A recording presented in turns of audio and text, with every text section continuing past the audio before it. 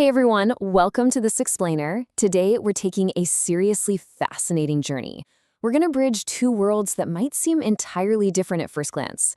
The dramatic, absolutely monumental 800-year history of the Andalusian civilization and a profound, mind-opening linguistic breakdown of divine beauty. I know, it sounds like quite a leap, right? But as you'll see, the historical tragedy of this incredible empire perfectly sets up a much, much deeper philosophical truth. Okay, let's dive into our roadmap for today. We'll start with number 1, the dream of Andalusia. Then 2, the golden age. 3, the fall from within. 4, the concept of El Hüsna. 5, linguistic limits of beauty. And finally, 6, the true meaning. So section 1, the dream of Andalusia, the genesis of an empire. Just pause for a second and think about this number. 800. That's how many years the Andalusian civilization lasted on the Iberian Peninsula. To put that into perspective for us today, that's roughly 3 times the age of the United States. The source material presents this not just as some brief passing occupation, but as a deeply rooted, monumental era of human history that completely transformed the entire region. Now, looking at the timeline, while early encounters happened around 8 Hijri, the major spark was actually in 711 AD, or 91 Hijri, when Tariq bin Ziyad entered Andalusia. And the expansion? It was breathtakingly fast. According to the historical accounts we're looking at, these forces pushed incredibly far north. I mean, at one point, they were just 120 kilometers from Paris, literally right on the doorstep. Eventually, a pushback from Christian kingdoms began in 718 AD, which triggered a centuries-long contraction, finally culminating in the expulsion of Muslims in 1602 AD. But what drove that initial massive expansion? Well, behind it was a mindset of absolute, unwavering dedication. Facing a vastly superior force, with nothing but the ocean behind them, Tariq bin Ziyad stood before his troops and delivered this striking line. Your front is the enemy, your back is the sea, you have no friend but God and your sword. The accounts of this moment illustrated not as some quest for material spoils or riches, but as a profound, almost existential commitment to a cause. Moving on to section 2, the golden age, science and splendor. From those dramatic battlefield beginnings, the civilization transitioned into a period of staggering intellectual achievement. Now, what's really interesting about these numbers is the sheer scale they reveal. Take the city of Cordoba. At a time when much of Europe hadn't even seen paper, this single city had 25 paper factories. Their library, it held an unbelievable 400,000 manuscripts. And this one city alone housed 28 universities. They were just an absolute powerhouse of learning.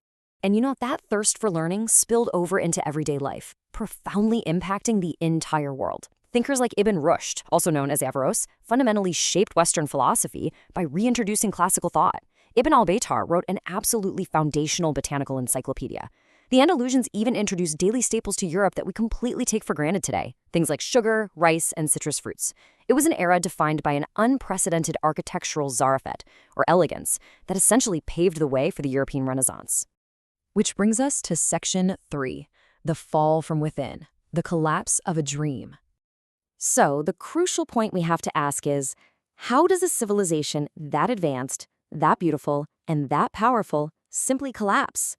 Well, the source material introduces a vital, incredibly destructive concept, asabiyet.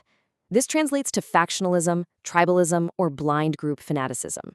You see, it wasn't foreign armies or external invaders that truly destroyed this 800-year empire at its core. It was this exact human flaw. It was ego destroying unity from the inside out. The source impartially recounts the tragic details of exactly how this factionalism played out. Endless internal conflicts basically tore the civilization apart. You had Arabs fighting against Berbers, Yemenis fighting against Syrians.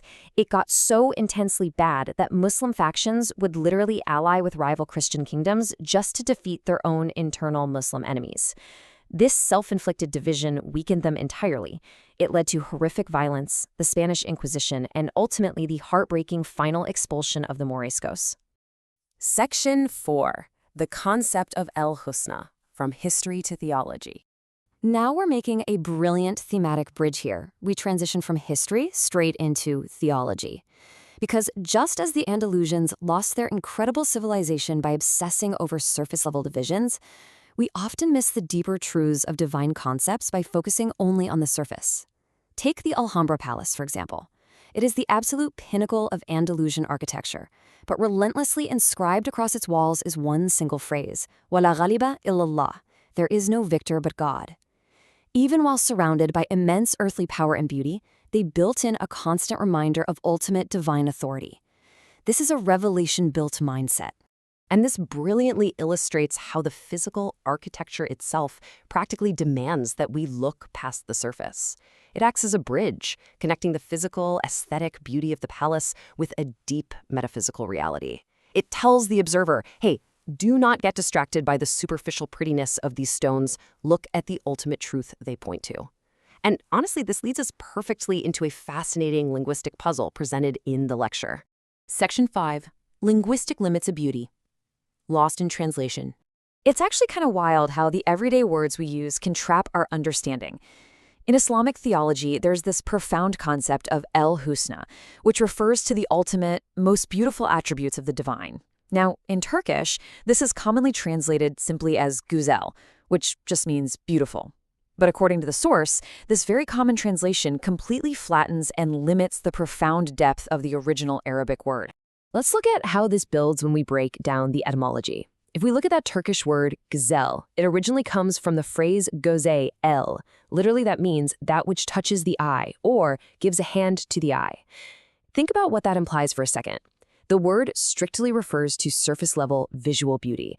It intrinsically requires physical sight. So I really want you to consider this question. Can surface aesthetics truly capture the essence of the divine?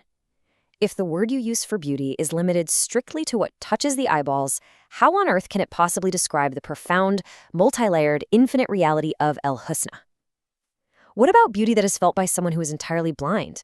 A word limited strictly to visual surfaces completely fails us here. And that brings us to Section 6, the true meaning, beyond the surface. Well, if divine beauty isn't just about what looks visually pretty, what is it actually? According to the source, true El Husna possesses 3 inseparable dimensions. First, it is nafi, meaning it must be beneficial and useful. Second, it is hasan, inherently good and pure right down to its core. And third, it includes the aesthetic. It is visually beautiful. So true divine beauty isn't just a pretty facade covering up something toxic. It requires inherent goodness and utility, perfectly combined with aesthetic appeal.